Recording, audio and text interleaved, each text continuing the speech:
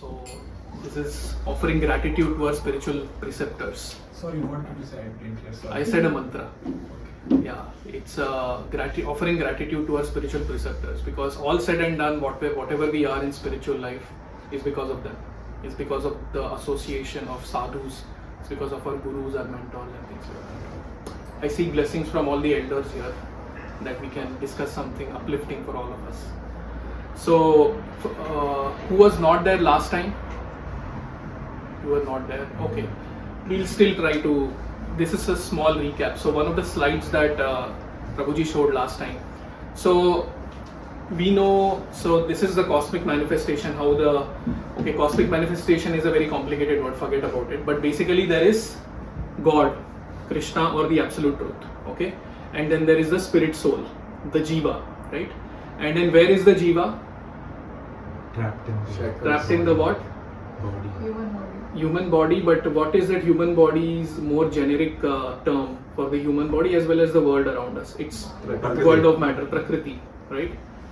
So the spirit soul is in the world of matter, and the spirit soul has to try to reunite with God. That is what is that called? What is that term called, where the spirit soul tries to reconnect with the divine? Kal.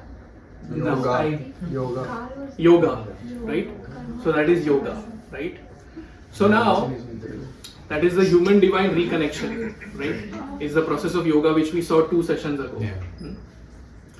Now in this process of yoga, okay, and there is in this world of matter. So if what are the 5 topics of the Bhagavad Gita that that Prabhuji covered last time? There is Jiva, spirit soul is here. Karma. Ishvara is. Karma, Kala. So how does karma get created? When the spirit soul interacts with Prakriti, then karma gets created. So where is karma and kala over here? We have Jeev, Ishvara and Prakriti. Where is karma and kal? In matter. Yeah, but where in this picture? More a time. Oh yeah, time. वो तो time हो गया, correct. हाँ. और प्रकृति कहाँ है? और sorry, karma कहाँ है? In between Prakriti and Shackles. Jiva. Yes. Shackles. Shackles. Very nice guess. So that is shackles, right? So karma is what keeps us shackled. That's why it's called karma bandhan. Yeah. So Tesham evanukampartam aham ajnanajam tamah. So Krishna's the spiritual wisdom that you get that breaks the bondage of karma. Okay. So this is what we saw last time. Now, one important aspect of that shackle is the mind. Okay. And the mind is actually a very important entity that keeps us shackled to the karmic cycle, right? So we'll try to see about the mind today. Okay. So this is what Krishna says, Arjuna says in the Gita. Chanchalam hi mana Krishna pramati balavadridam, right? The mind is restless, turbulent, obstinate and very strong, O Krishna. And to subdue it, I think, is more difficult than controlling the wind. Now Arjuna was such a person, so powerful that he could actually control the wind. But this person is now saying that I can control the wind, but I cannot control the mind. So you can imagine even such a powerful person at the stature of Arjuna is saying that I cannot control the mind. So that is the mind, that is the power of the mind, right? Anyway, so in India there is this culture that there is a workplace office, and then there are tea shops outside the office, right? And people go to have tea. So one day one person goes to have tea, and then the person gives the tea seller gives him tea, chai, and then the person says, "Arey, ye kya? You're giving me in a plastic cup. Don't you know that plastic causes cancer?" And then the tea seller says, sorry, and he takes the thing back and he gives him in a glass cup, in a ceramic cup or what. And then the tea seller asks him, "Okay, sir, what would you like to have more?" Then this person says, "Yeah, I'll have 1 cigarette."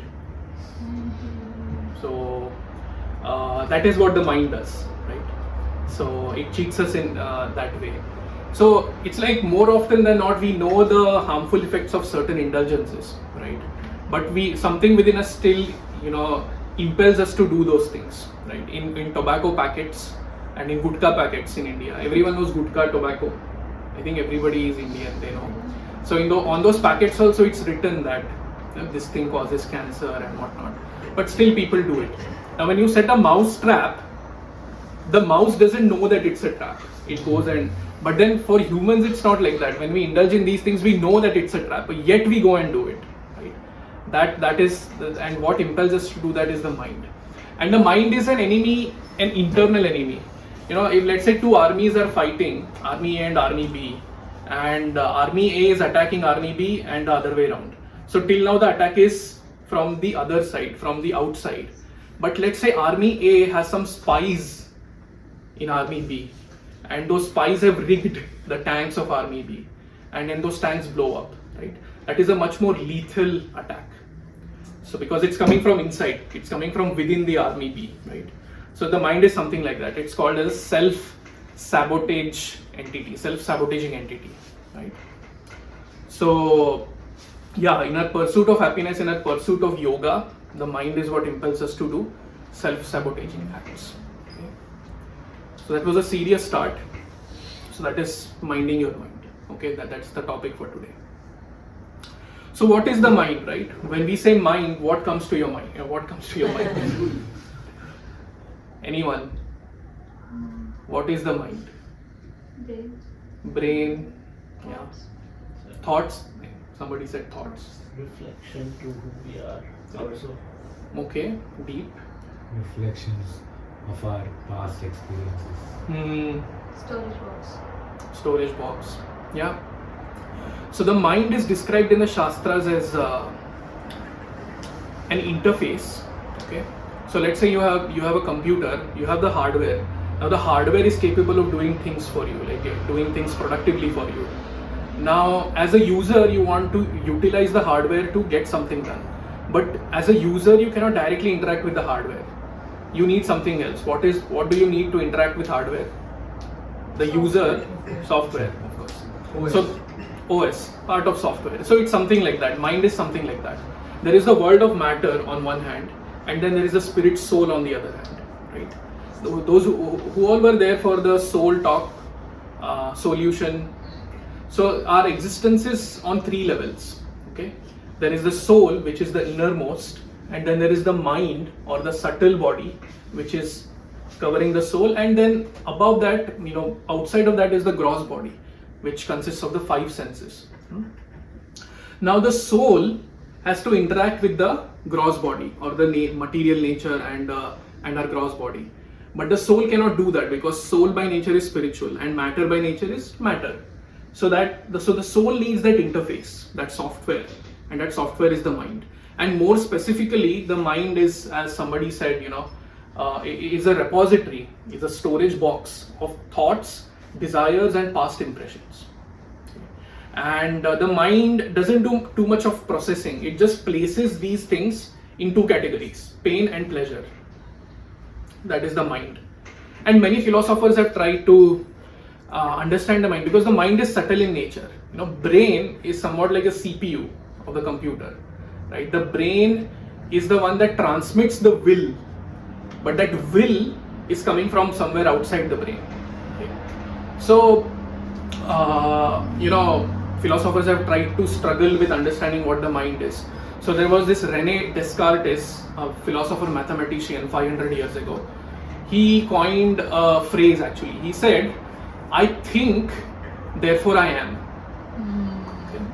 He said, "I think, therefore I am." He said that, because I have the faculty of thinking, that means I exist, right?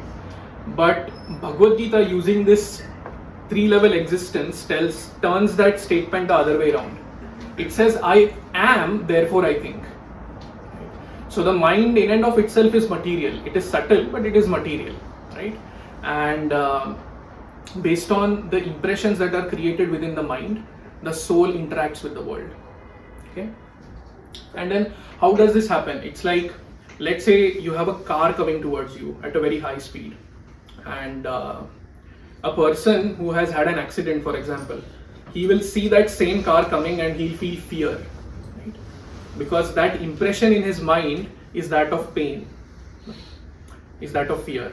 But at the same time, if there is a race, car racer, he sees a fast car coming, he'll feel thrill, because he's associated that pleasure of thrill in his mind with the stimulus of the car coming, right? I don't have any shame saying this. I am dead afraid of rats.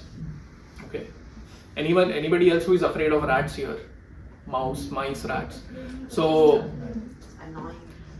annoying, yeah. I mean, I feel fear. So I remember during my childhood when my mom would, when we would have rats sometimes come into our home, I would literally just go and stand on the sofa or stand on the bed, and then my mom would do the needful to get rid of the rat.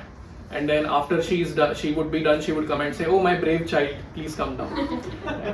So I don't know, from somewhere I have this fear because my mind has that impression of associating a mouse with fear, right?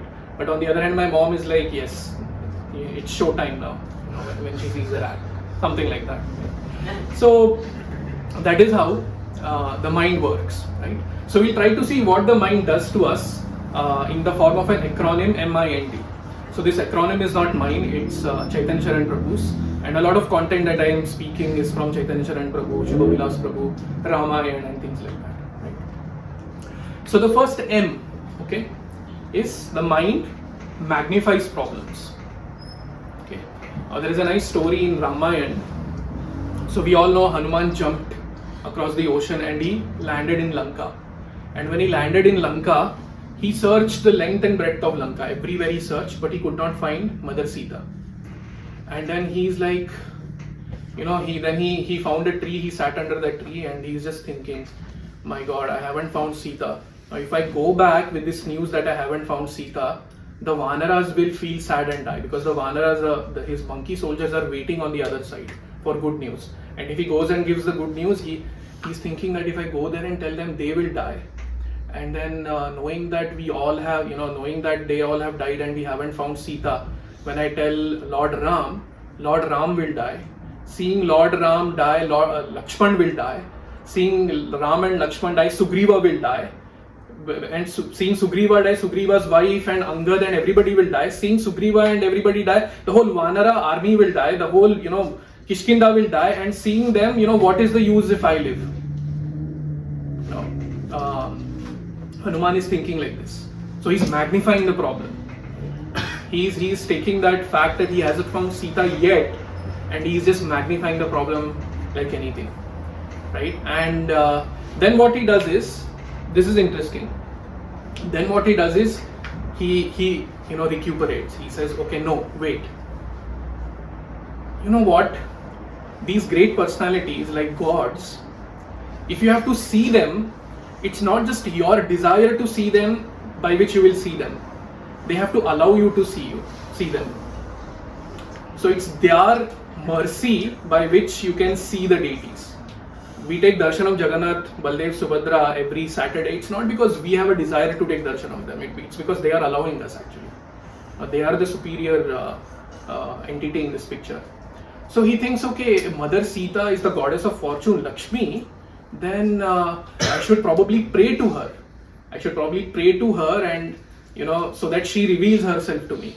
And then he prays to Lord Ram, he prays to Sita and he prays to many other people. And then as soon as he opens his eyes, he sees the Ashok Vatika. And then he realizes, oh, maine to idhar dhoonda hi nahi, I haven't checked here. So let me go and check. So this way you see the difference between thoughts and thinking. Right? So thoughts are something that are haphazard, random, they just pop up. But thinking is more streamlined, logical, right? From this Hanuman story, we come to know. So what the mind focuses on seems to become bigger, right? There is another story. So Krishna and Balaram, they go to the forest. They want to get something for their guru. But then the journey is very long and they have to stay overnight in the forest. So they decide to sleep at a particular place, and then they decide that, okay, when one person is sleeping, the other one will guard. Okay. Krishna first sleeps and Balaram is guarding, and then suddenly a monster appears. And then seeing this monster, that was the reaction of Balaram. He's like, oh my God, what happened? And then he's afraid, and then the monster goes again, and then he's more afraid. And as Balaram is getting more and more afraid, the monster is growing in size, grows, and he's frightening Balaram. Balaram is getting frightened, the monster is growing. Okay? And then at one point, Krishna wakes up because of the sound. And then the monster disappears. And then Balaram goes to sleep. And now Krishna is guarding. Now the monster comes again. And then Krishna is like, in a very calm voice, he says, what do you want? The monster shrinks in size. And then the monster again, Krah! Krishna says, what do you want? Smaller. So when the monster is trying to frighten Krishna, Krishna is just calmly asking, what do you want? And then the monster is shrinking in size. Finally, he becomes so small that Krishna ties him up in his dhoti and keeps him. And then the next morning, both of them wake up and they go. And then Balaram says, Krishna, did you see that monster? Very huge, very ghastly monster who came. I was so afraid of that monster. And then Krishna takes that monster out of the dhoti and then, is this the monster you're talking about? Balaram says, yes, wow, how did you do that? And then there Krishna says that when you let fear overtake you, rather than just, when there are problems in life, when you focus too much on those problems and you let those problems overcome you, the problems start seeming very big, insurmountable. But if you just ask the question, okay, what do I need to do here? Then the problem seems manageable, right? That is one way. There are many other. We'll see the solution also. Right? What does the mind do to us? But what we can do with the mind also we'll see. Right? So there is this concept called as delusional parasitosis. So there was a woman who said that she has frogs in her belly. Okay. And then she would go to the doctor and say that I have frogs in my belly, doctor. Can you take them out? Then the doctor is like, okay, let me check. And then of course the doctor doesn't find anything. The doctor says, no, you're good. And again she comes back after a few days. I have frogs in my belly. The doctor says, no, you're perfectly healthy. Don't worry. And then she goes back, again comes back after a few days. So she keeps doing this for many months and a year or whatever. And then the doctor is fed up now. Now the doctor says, okay, because you're saying there are so many frogs, let's do a surgery. So the doctor, creates that whole atmosphere of an operation and all that. And they take her inside. And the doctor knows there is no frog, or he's just doing it for her. So they just do an incision on her belly and they stitch it up. They don't do anything literally.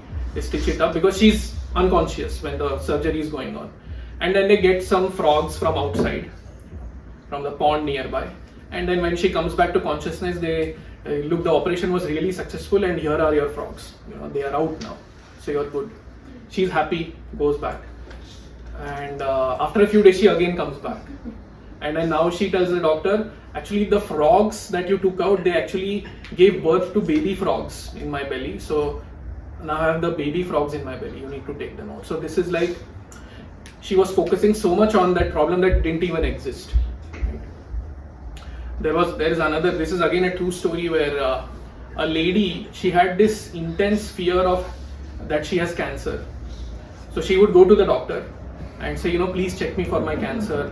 If I have cancer, do the scans and whatnot. The doctor would do the scans. And then the doctor would say, no, you are healthy, don't worry. So she kept doing this again and again and again, Every month or every 6 months she would come, she would get herself checked. The doctor would tell her that, look, you're healthy.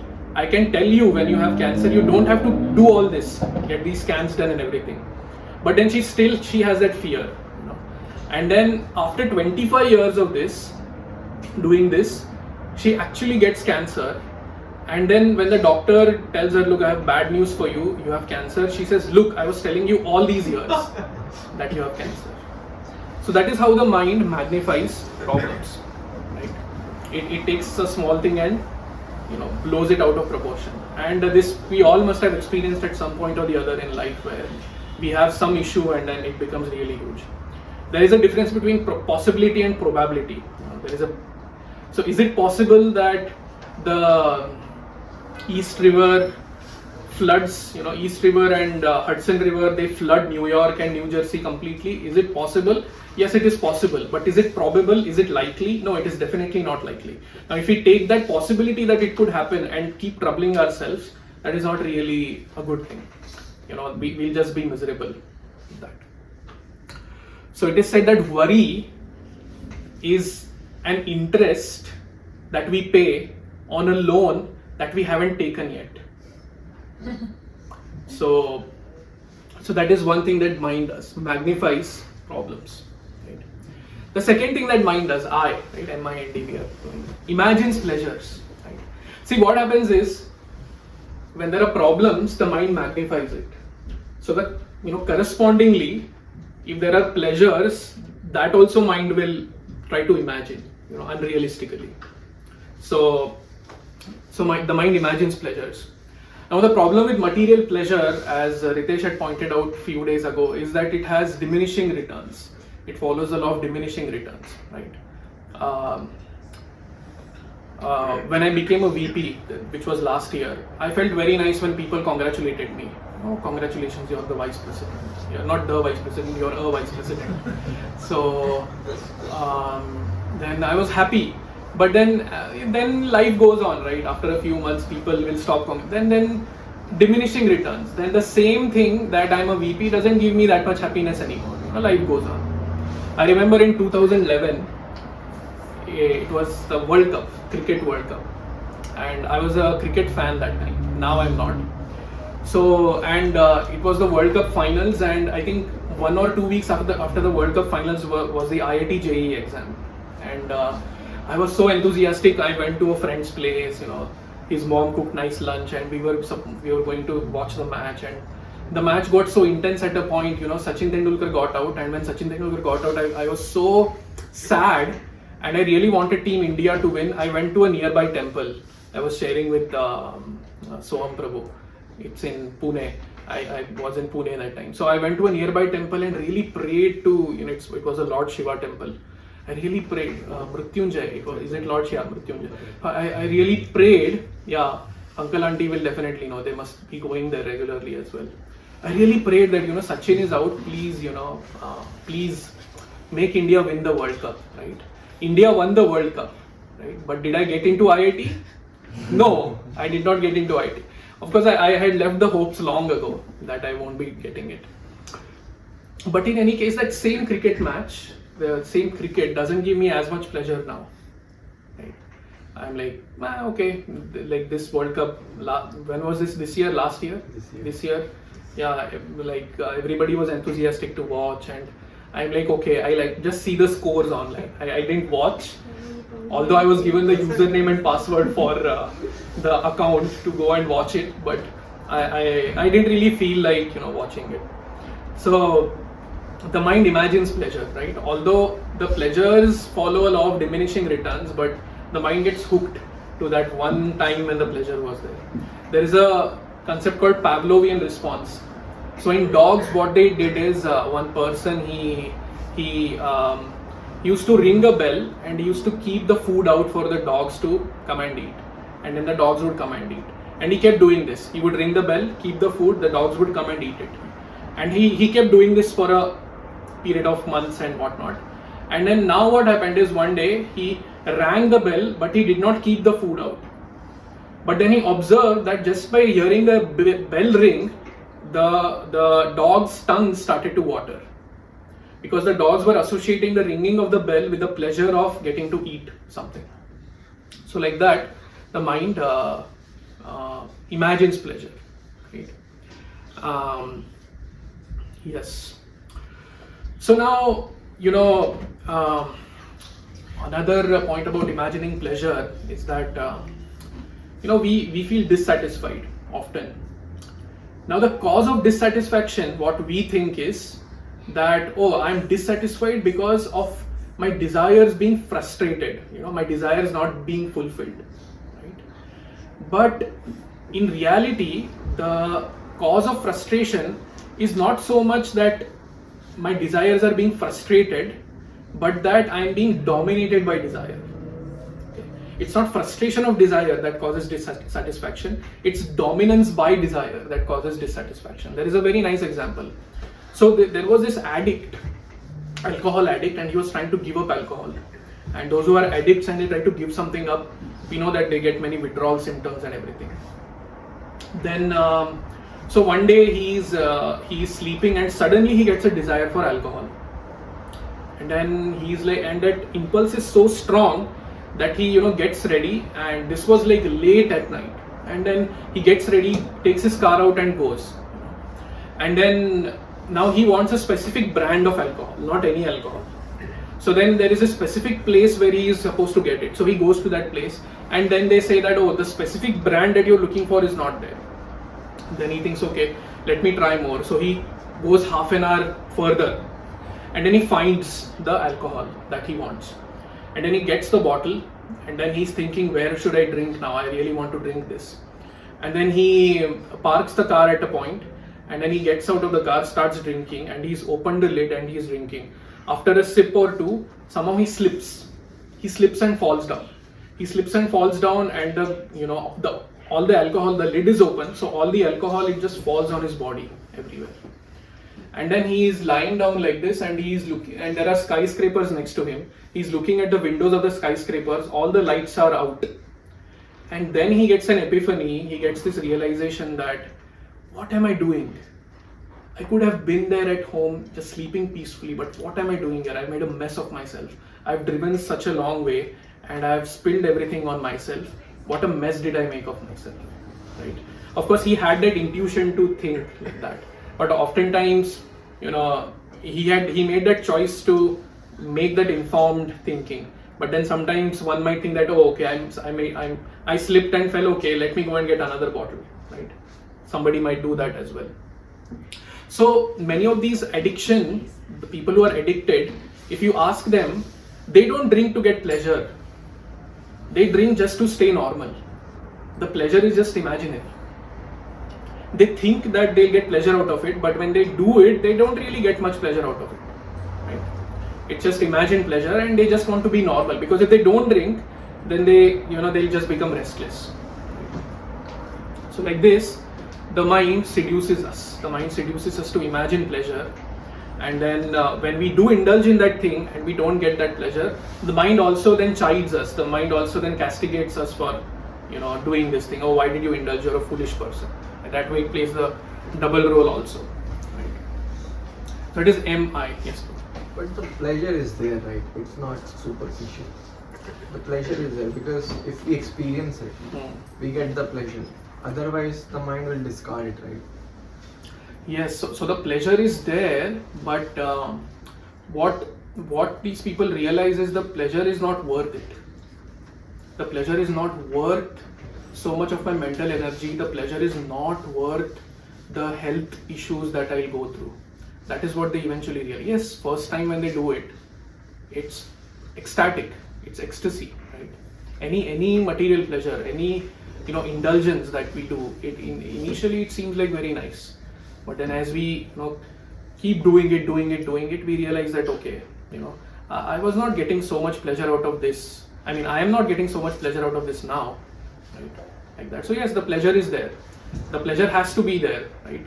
Because that imagination is right. That imagination, it would have been right if they would have felt it.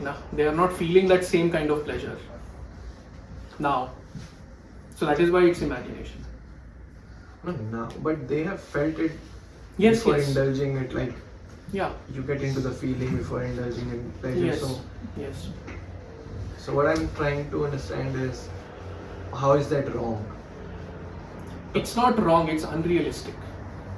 And because it's unrealistic and we still try to do it, that is what makes it wrong. Like that. But we can swap the pleasure, right? We can, if say we have the right kind of pleasures we are thinking of, then the same thing is beneficial, isn't it? So it's like the mind, it's not the fault of the mind to imagine the pleasure. That is like a feature. Yes. Like a feature necessary to have. Yes. That's what I'm trying to understand. Yes, it's a feature of the mind. But then when we think that when the soul thinks that this feature of the mind is what is going to really give me pleasure, that is the problem. And the soul attaches to the mind will anyway get hooked. The mind will keep that impression of the first time when it got a lot of pleasure. It'll keep that impression and it'll imagine the pleasure. As you said, it's a feature of the mind. But if using the soul's intelligence, if the soul ends up believing in that claim of the mind that this pleasure will come, that is the problem. Does the soul believe that, or is it separate? It is separate. The soul has a choice. The soul has a choice whether to. So that is the thing, right? But isn't the soul like resting or in inactive state? Oh, the soul is completely active. Really? Yeah. So when you see a red light, the red light goes through your retina and the brain processes it. It goes through the mind, and the soul is the actual seer, because this eyes, the gross body, mind, they are all matter. They don't really see. The seer is the soul. So the soul is completely active. The Bhagavad Gita says the soul can never be inactive. No, but is it the false ego that is attaching itself with the mind, Yeah. or it is the soul? So the soul's thinking that this is what will give me pleasure is false ego. The soul's thinking that my mind is me, or rather my mind is my well-wisher, or my, I am the mind's beneficiary, is what is the false ego in simple words. So thinking that I am something temporary, like thinking that I am, let's say, an American, it's a temporary designation. Thinking that I am an engineer, it's a temporary designation. Thinking that I am a vice president, it's a temporary designation, right? So that is the false ego, and then it's a very complicated mesh. The soul identifies with the false ego. Accordingly, the intelligence works. Accordingly, the mind is cultivated, and accordingly, the impressions are formed, and like that. But the soul is active. The soul is perceiving everything, but through the lens of the mind. So it's perceiving but not acting, right? Perceiving but not acting, you can say that. Perceiving, So but that's how it's inactive in a way. yes, you can say that. It's not acting for its own welfare. Yeah, that in that sense it's inactive. It's just, as you said, yeah, it's being pulled by the senses, and the soul is just not doing anything, just giving in. Yes. Like that. So that is M and I, imagines pleasures. Okay, M is magnifies problems, I is imagines pleasures. N is neglects opportunities. We'll try to go a little fast here. So now, because the mind imagines pleasure and magnifies problems, in this whole process, what happens is it ends up neglecting opportunities that it does have. Somebody shoots down our idea during a meeting, and then instead of focusing on the rest of the meeting, we think that, oh, why did this person do it? How should I get back at this person? What can I do in my next project to get back at this person, and things like that. It starts neglecting opportunities, right? And then finally it denies reality. It denies reality. So Duryodhan, when he was asked, why are you doing this? Why are you trying to kill your relatives? Why are you doing all these wrong things and trying to disrobe Draupadi and whatnot, waging a war against those who are really dharmic, kind people? Then Duryodhan says, I don't find any fault in what I am doing. He is completely denying reality. And in fact, whatever forms of intoxication people get addicted to, they are a way of denying reality. Okay. So the beginning of the solution to a problem is to first accept that there is a problem. So a man, he goes to a saint in a desert, and he says, look, I have so many issues. I have to pay my EMI, I have to pay for my kids' education, I have to pay for my wife's shopping, not for everyone's shopping, but I have to, so many things I have to pay, my car loan and whatnot. And then how should I, do you have any solution to deal with these problems? Then the saint says, yes, I have a solution, but you please come tomorrow, I'll give you the solution. Okay. And but then he says, can you do one thing for me? I have some camels here in a nearby stable. So please go to those camels and make them sleep, put them to sleep for the night.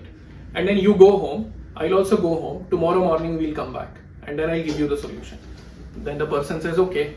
Then the sage goes back to his home, the person goes to the camels, and then the person is trying to put the camels to sleep. And he's really struggling. He puts one camel to sleep, another camel wakes up. Then he tries to put that camel to sleep, then a third one wakes up. So it's just like he's completely disturbed, completely frustrated. And then he just keeps doing this, and the entire night passes. And he's unable to get the camels to sleep. And then morning, it's morning, and then the sage comes, and then this man goes, and he's like complaining, these camels, they don't sleep. I couldn't put them all to sleep at any point. I was putting one to sleep, one was waking up, and it was just too frustrating for me. So the camel said, that is your lesson. So material problems are going to be there. You cannot deny them. They are going to be there. You can't get rid of them also. You just have to work with them. And so we have all hired coolies in railway stations, right? They take our luggage. Suppose you pay whatever 200 rupees. The rate is more nowadays. You pay 200 rupees and you give 2 suitcases to the coolie. And then the coolie, he takes the 2 suitcases and then suddenly he takes 2 more suitcases on top of those. And then you're like, hey, wait, I'm not paying you for that. The other 2 suitcases, why are you taking them? So it's like reality is already putting a 20 kg weight on us. Now the resentment of reality is putting another 100 kg on top of us. So reality, and then there is resentment of reality. So the reality is already troublesome, but then if we start resenting the reality or denying the reality, that becomes an even bigger burden. So that's how the mind denies reality. Right? Anyway, so what does the mind do to us? Real quick. M is for magnifies problems. I is for Imagine. pleasures. N is for Neglect. D is for Denies denies reality. So there is an activity. What? We can go. Cheers. So can you pass the pens for? You have the cards? Yeah. What time do I have? 8:45. 8:45. I'll try my best. Yeah. I'll try my best. This is important activity.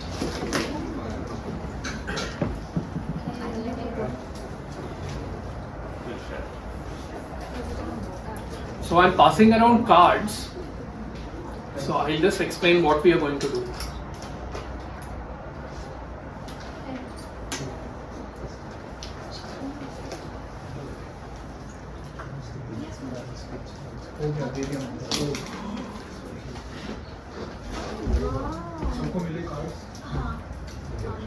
Okay, so if you look at the card, there are 2 lines. Okay, the first line is a name. Okay, and the second line is the adjectives. Okay, so what I want you all to do is think of some person or something and write it down here. Like for example, Tommy is a name and is the rudest person in the world. Okay, so the second line describes the person or the thing on the first line. You could write, oh, this class by Jitendra in the first line is stupid and boring on the second line. You could write that if you feel like that. Okay, but what I want you to do is think of somebody or something and then describe that thing. Whatever, you might have a negative perception of that person or thing, you might have a positive perception. Think and write down. That is what I want. We just give 1 minute for that. Just a very simple exercise to understand that we are different from the mind. And this is also connected to a very important practice that क्या हुआ? It's like opinionated होना चाहिए. Opinionated हो तो अच्छा है. अच्छा वैसा ही चाहिए. हाँ. वैसे सोचूं. हाँ. I can't write about myself. You can write about yourself. That is also very interesting. Write about yourself. I'm the greatest coder in the world. What do you write? What is it? You don't have It to. is the best. अच्छा in the world ही चाहिए. It doesn't have to be negative. It can be positive also. I wrote Jagannath Gopal is very tolerant. Okay. Thank you. I like Jagannath Gopal Prabhu is very positive. Very positive. Sachet wrote Sachet is the best. I was thinking that's how mind imagines pleasure. It does. Okay. So everybody is done. So first line is you have to write name, and then the second line is you have to describe that whatever thing is there on the first line could be negative, positive. If it's opinionated, as Saraswati mentioned, it's nice. Really some nice opinions Again, coming out. one person. Huh? You can write many. सबको गाली दे. Okay. So you can keep those cards and we'll come back to it later. Now the solution, right? Of course, we spoke about the problem now, M-I-N-D. Now there is a solution as well, right? So the mind is often compared to a monkey. I was in Vrindavan one time in 2014 and we went to the Kalia Ghat where Krishna killed subdued Kaliya. And then I'm in one of the temples there nearby. I'm taking the, I'm praying, I'm taking darshan. So the temple is like, the courtyard of the temple is open on three ends on the side. There is roof, but it's open on the three ends, and in front of me is the deity. I'm praying. I've closed my eyes, I'm praying. Suddenly, I felt something jump on me and, jump out. And then I'm like, I got surprised what's happening. And then I opened my eyes, I realized that my specs are not there anymore with me, my glasses. Then I looked around a little bit with whatever vision I had without my glasses, and then I saw that there is this monkey, he's nicely playing, nibbling on my glasses and everything. And I'm like, damn it, what do I do now? Then I'm like thinking, my mom was also there, she's also helpless. We are trying to see how we can take, because this monkey is on a tree. And then, so there was this guy who was selling some peanuts. So then he said, भैया आप ये लेकर उसके पास फेंको, वो आपका चश्मा दे देगा. And then what I did is I took, I had to spend some money to get it. I think some people say they are all in a coup. They are all locked, they have trained the monkeys to do it and whatever.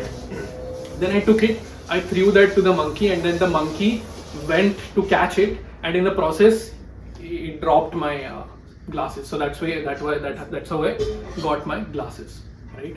So the mind is like a monkey. If we try to catch the mind while overthinking, if we try to catch the mind while imagining pleasure, and we can catch, and then we can try to symptomatically stop the mind from doing it, but that may not be very sustainable. If there is a flooring, and if let's say in this home the flooring was done incorrectly and it was a little slanting, right, and let's say some water gets spilled, now the water will naturally flow towards where the slope is. Now one solution is you can try to tackle whatever liquid spills, and you can try to wipe it out and whatnot. But the more sustainable solution is to make the ground level. Right? So that is what we have to do with the mind also. We have to try to catch the root thing going on there. Right? So the solution, right, is also in the form of an acronym, MIND, mind. Okay. So M is meditate. So how do we bring the mind under control? Is to meditate. So meditation helps us take a deep look into ourselves, right? And it gives us a chance to connect to a higher reality. Now the mind is always changing, right? Whatever I used to like as a child, I may not like now, or whatever I like now, I may not like after a few years. So like this, the mind is always changing, and in all these ups and downs, we need to have an unchanging reality, an anchor, so to say, to hold on to, and meditation provides us with that anchor. Okay.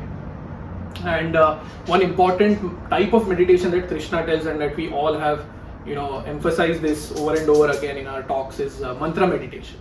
Okay. Mantra meditation is where we chant the holy names of God.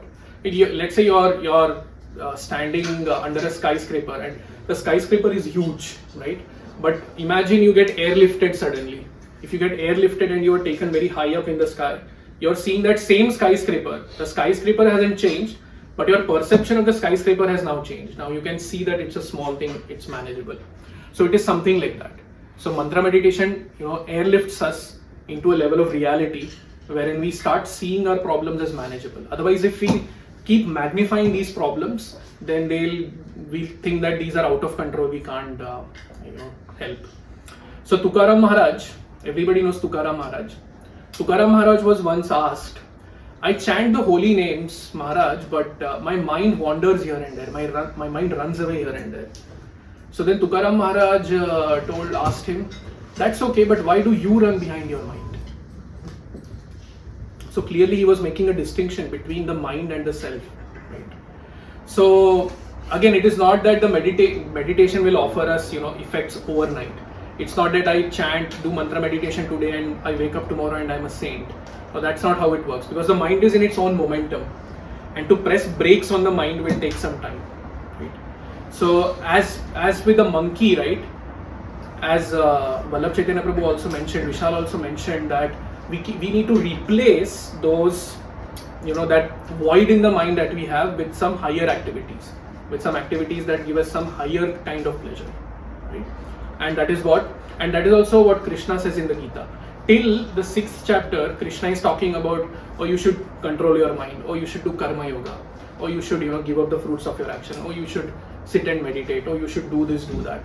But from the 7th chapter onwards, his narrative slightly changes.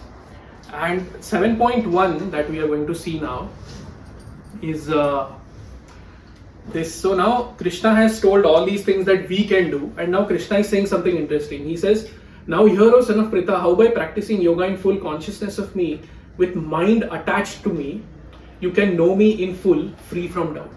Okay.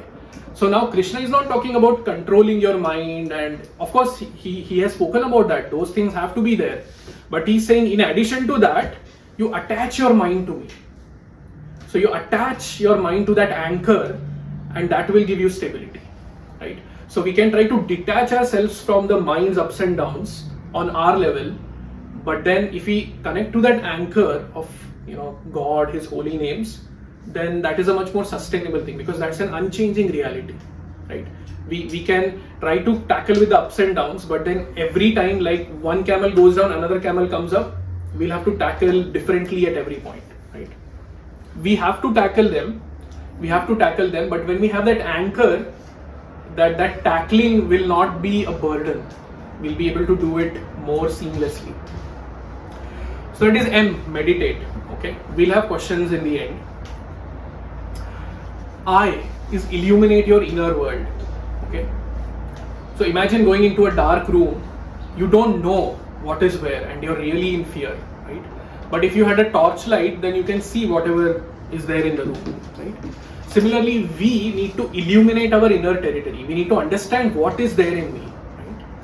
And the first thing that any spiritual teacher will teach us is, not everything in me is me. Okay, not everything inside of me is the self, is me, right? So typically when it comes to desires, there are three. You can categorize them in three categories. So first category is the desires that have been given to us. Okay, the desires that have been given to us by the consumeristic culture around us, the fashion industry, and then there are desires that our peers give us. Oh, you don't drink? Be a man. Drink.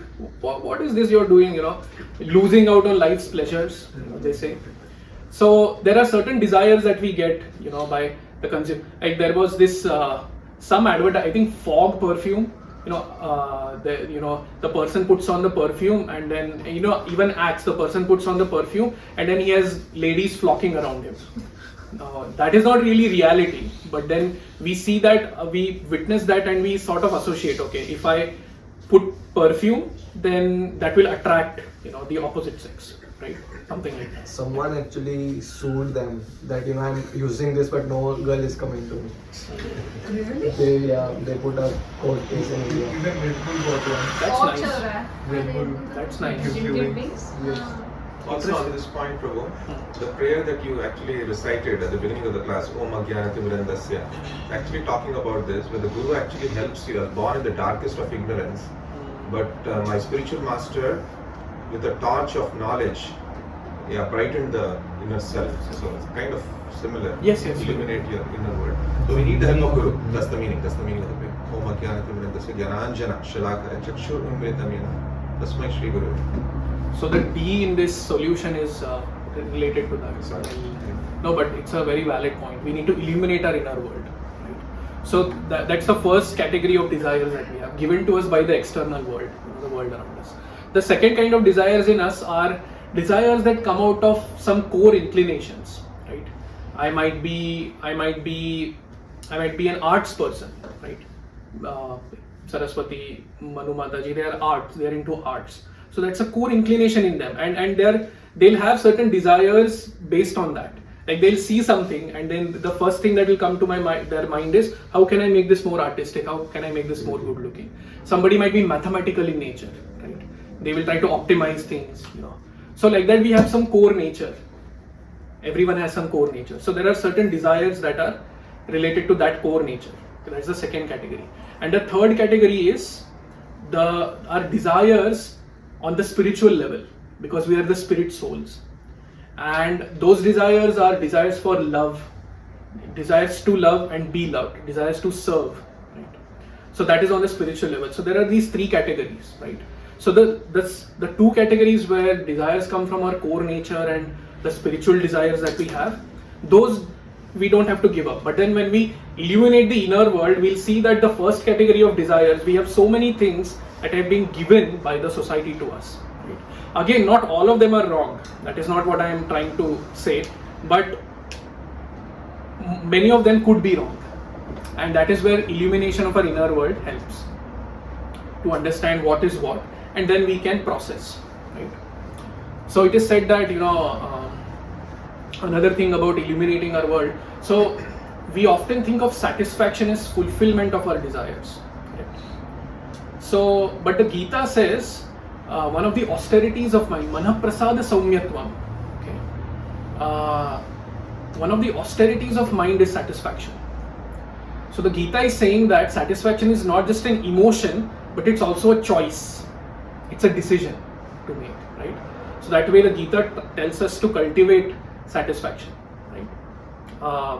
Of course, that doesn't mean I stop doing anything and I cultivate satisfaction. Gita bola hai, Jagannath Gopal said during the class, cultivate satisfaction. So I stop doing everything. That's not the point of it. The point of it is this, what are our desires? Where are they coming from? And trying to process them, right? And so that is one. So the inner voice of the mind is not me, is ultimately what we have to understand and realize, right? And the activity that we are doing will demonstrate this in the end. And navigate your inner pitfalls, right? A simple question to ask: if we want to get to a destination, what do we need to know first? And extremely important. Without that, we won't be able to go. Map, Destination. Address. no, okay, yeah, Right direction. right direction, but even more basic. Destination. Vehicle. Vehicle. Vehicle, yes. Whether you want to go in a Mercedes or, but even if you have the best car, Rivian, Is that even a place or not? yeah, it is a place. Let's assume. Oh, like which kind of a place? Someone who knows How's the road? Exactly. No, I'm not saying whether you want to go there or not. I'm saying you want to go there. But what do you need to know if you want to go there? Do we even know how to drive or things like that? Is it GPS. How's the road like? Has somebody else been there? Can they talk? Very basic, very basic. It's not How is the road? ऐसे lofty philosophical नहीं है कुछ. It's very simple, very simple. Is it based on material desires? किधर है? Yeah, philosophy, no philosophy. What's your question again? वो है किधर? हाँ? What's his question? Like नहीं, तुमको जाना है कहीं तो तुमको क्या मालूम होना चाहिए उधर जाने के लिए? Rasta. How to go there? हाँ, but what is related to how to go there? Route. Yeah, what is related to the route? Where to go? The mode of transport. कैसे go? Where you are. मतलब? अच्छा वो ये तो Where you are. पता चले मेरे को हवाई में Source. हवाई में ही हूँ. Origin. What? ये तो सबको पता ही है ना. Yeah, but just wanted to It tickle makes the sense. brains a little. Because navigating your inner pitfalls, you need to know where you are. Yeah. You have to know where you are. So anyway, and So how do you know? Like, so that's the thing, right? When you illuminate the inner world, you will understand that yes, I have certain tendencies, I have certain pitfalls, I have certain habits that may not be conducive to my spiritual growth, right? That way you know where you are, and then you have to start working from there. That is the understanding, right? Yeah. But anyway, so, and one important tool to navigate our inner territory is self-reflection. Somebody was talking about self-reflection, right? To reflect, what we are doing in life and where are we heading to and things like that. So humans have this innate capacity, or rather special capacity, to look at ourselves as a third person. That is something really important, right? So the technique that I'm talking about is journaling, right? What you all are doing is journaling. We'll see how powerful that is later on. And I've personally tried, I'm trying to do journaling these days to whatever extent I can, and it's really helped me. I'm definitely experiencing a lot less mental congestion, and I'm able to, just putting those thoughts outside and looking at them is helping me. And then whenever I think something strong, I'm able to catch myself that, no, you're thinking like this, nice or not nice. So when we see a stimulus, you're walking on the road and you see hot samosas. Somebody was talking about hot samosas. I forgot, or maybe I was thinking about hot samosas. So you're walking on the road and you see a shop and then you see hot samosas. Now you have that stimulus. Now you can express in the sense that you can go and indulge, you can get the samosa and eat. Or you can repress, you can say no, no samosa, I'll go home. And the third way is to process. So you can express, you can repress, or you can process, right? So journaling is a way to process. Okay. So it's a way to distance ourselves from our thoughts and look at them objectively. Okay. Anyway, and D is do it with like-minded people. Okay. Now, going back with, I'll just take maybe 5 more minutes if that's okay. Yeah, that's fine. So we often think that our desires are linear. Okay? Linear meaning I see the hot samosas and I develop a desire to eat the samosas. This is a linear desire. But often our desires are not linear, they are triangular. Okay, I'll explain. Let's say these companies who are coming up with products. Okay, they just put the benefits of the product. Oh, this perfume has good smell, this flavor, that flavor, stays for a long time and whatnot. If they just put that in their advertisement, nobody will buy that perfume. So what they do is they get some celebrity to endorse it for you. Right? So when a celebrity endorses that product, you look at that celebrity. If that celebrity happens to be someone you look up to, then you will develop a desire to get that because that person has it. Right? So desire is triangular. Right? It's not always linear. By seeing somebody we look up to doing something, we develop a desire to do it. Right? And this does not only work with the case of external stimulus, but it also works in the case of inner growth. When you see people who are striving for inner growth, when you see people who are genuinely kind, genuinely clear in their thought process, genuinely compassionate, generous, when you see such people, you will develop a desire to do that same thing, cultivate those things inside of us, in us, right? So so the path of spirituality is also like that. The triangular desire. We see people practicing, and that's how we develop it. We see to Gaur Kumar Prabhu's point about illumination, right? We see our mentor or whoever, our spiritual preceptor, our spiritual guru or whatever, and we see that they have developed the kind of qualities that I aspire to develop, or rather that I see them as very nice, and that is why I also want to develop them. That is, do it with others, right? Like people in India, they might not be so attracted to football, like idhar ka football, that where you throw the ball in the hand and run. Rugby is a little different, but yeah, it's similar. Rugby jaise. So people may not be attracted to rugby when they come to US, but when they come to US, they see that other people are attracted to rugby. They see that what is Super Bowl is rugby. Yes. So they see that people are talking about Super Bowl and that way they develop a desire to do that. So it's like that. Do it with like-minded people. Right? So anyway, so what can we do with the mind? 4 things. M is meditate. I is illuminate. N is navigate. And D is do it with others. Right? And what happens is these things will bring our mind under control. Okay?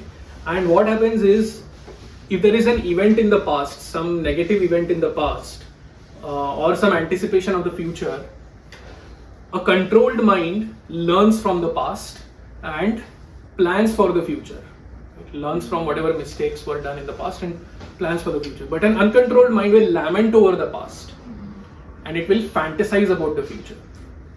It's actually the more negative you go, the more you go on one end, the other extreme is also there. It comes. Anyway, coming back. Sorry. If the mind is all four. Sorry. If there's all four. The mind does do all four. It's not that it's not that in a given day, at every moment our mind is under our control, or it's not that at any given moment our mind is uncontrolled. There are certain phases in the day when our mind is not in control, certain phases when it is in control. We do all four. We can fall back to that. We need to continue doing that, and then we'll come to the last column, the control. So the mind always laments about the past and fantasizes about the future, right? So, but one way to control is being in the present. Like always being in the present, then you'll be able to control. It's easier said than done. So meditation also, it is said that we should be in the present. Even when you are meditating and chanting japa, it is said that you should not worry about how your past round was or how your past mantra you chanted was, or you should not think about, oh, I'll chant the next iteration this way. No, you just focus on the present mantra. That's it. Don't do anything else. Even sitting here, somebody might be thinking, oh, what is there for prasadam? I am definitely thinking about that. Somebody might be thinking, oh, that assignment I have is pending. Right? So in this way, as Prabhuji mentioned, the mind may not be in the present. Right? But I hope all of you are in the present right now. Anyway. So coming back to the activity, right? So we've written a person's name, person or a thing or whatever, and we've described. Now I want you to write something else, okay? Now there is no imagination involved now. So the next thing you write is, my mind is saying that. Just write this much. Okay, my mind is saying that. Don't worry about what you've written. Just write, my mind is saying that. So my mind is saying that Tommy. On the same thing. On the same thing. Yeah. उसके ऊपर जो I've written. So my mind is saying that Tommy is the rudest person. So what happened here? Sorry. That Vallabh Chetan cracked a joke. Now Because he said, I'm the best. Is he able to write now? Okay, so you all wrote, my mind is saying that such and such a person or a thing is like this. Now this, at this point we have disassociated ourselves from the mind. Okay. Now the next part is where we start processing it. Okay. Now you need to add something more on top of my mind is saying that, and what you have to add is, why is my mind saying that?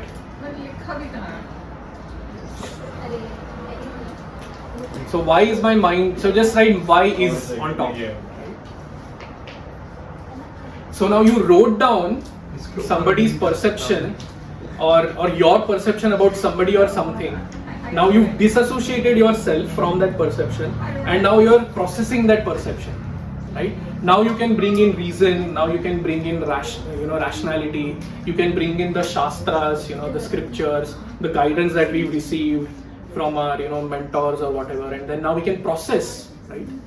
If I'm writing that somebody is really rude, if Tommy is rude, if I see Tommy as rude, then why am I thinking that Tommy? Why is my mind saying like that? Maybe Tommy has some unfulfilled needs, or maybe I unknowingly acted in a way that might have triggered that rudeness in Tommy. Right? Now you're distancing yourself and you're trying to reason. And then now, sometimes even doing that is not enough, and that's where God comes into picture. Then you say, dear God, please help me understand. Why is my mind saying that, Tommy? But I don't know what this. Yes. No, please. क्यों मदद? ये तो बहुत ही अच्छा मैंने लिखा है. मतलब dear God, please help me understand why is my mind saying that Nitya Mataji cooks the best rice in the world. Yes. No, that's what I'm saying. It doesn't have to be negative. So he has written Krishna is the all attractive, right? See, now whatever thoughts there are, it might be negative or positive, they will come through the agency of the mind. They will come to you via the mind. And not all things that come via the mind are negative. Please remember that. That makes sense. Yeah. So not all things that come in the mind are negative. Some are positive. Again, as I said, elimination is differentiating what is what. So anyway, and then finally Krishna says in the Gita again, Bandhuratmatmanastasya yenatmaivatmana jita anatmanastu shatrutve vartetatmaiva shatruvat. For him who has conquered the mind is the best of friends. But for one who has failed to do so, his mind will remain the greatest enemy. As Krishna says in Gita 6:6. So yeah, that was it. So to summarize, in our path of yoga, just quickly summarizing, there are many shackles, one of which is the mind. And then the mind acts as a saboteur, an internal enemy. Alexa, stop. And then we saw the first acronym, the problem statement. So mind magnifies problems, imagines pleasures, neglects opportunities, denies reality. Then we saw the solution, meditate, illuminate, navigate, do it with others. And then meditation is like being airlifted. Then we saw the 3 types of desires, something that has come from outside of us, something that is coming out of our own nature and inclination, and something that is a core spiritual desire of service, of selfless service and love. And then there is, not everything inside us is us. That's where journaling technique helps to understand that. And then we saw the importance of association. Desires are not linear, but they are triangular. So that's it from me. If there are any questions, we can discuss during prasadam.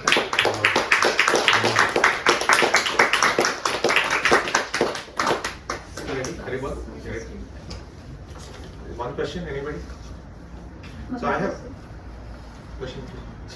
So I have one question, bro. So can you go back to the last slide? So many times we have a genuine problem. Like for example, H1B could be a problem, finding a job could be a problem. So isn't magnifying that problem a good thing? Magnifying that problem, Because then I can focus on the problem. yeah. So why always we are thinking of negative things, the bad problem? But good problem can be a problem and the mind magnifies it and it helps us, right? Yes, there is a difference between focus and magnification. We can focus on the problem, we can focus on if the company is not sponsoring my visa, we can work hard to get a new job. But what magnifying the problem would sound something like, oh, I'm not getting my company is not sponsoring my visa.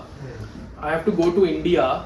India is a shitty place. Yeah. My life will be destroyed there. Yeah. I won't be worth anything there. That is magnification. Thank you. Yeah. So it's like when we have a problem, one symptom of magnification is we start thinking, why this? Why this? Why this? Why that? Why me? Instead of that, if we start trying to think, how now? So from why this to how now, then we can process the things better. Yes, if in that situation where his company is not sponsoring the visa, I would definitely recommend him to really think about it, write it down. Okay, your mind is thinking that you want to stay here. So why is your mind thinking that you want to stay here? And then why, like that, start processing. And then when we start processing in a realistic way, we'll see that it's not such a raw deal that life has given us in that sense. But the problem is if say someone has a loan, right, and if they are not able to pay it back before, let's say that is one case. Now there are people who after 15-20 years they have gone to India, they had mortgages and everything. Correct. Someone else had to sell them for them. They had their kids also, who were born and brought up here. But they will say these things only, right? India, I have to go and these things will come. That is, what else they will say? Yeah, they will have to sit and think about it. They have to sit and yes, it's not that always when we focus on a problem, focus on the solution, it's not that it will always be positive. Yes, there will be certain negative things. But whether we are blowing that negative thing out of proportion, leaving the realistic picture out,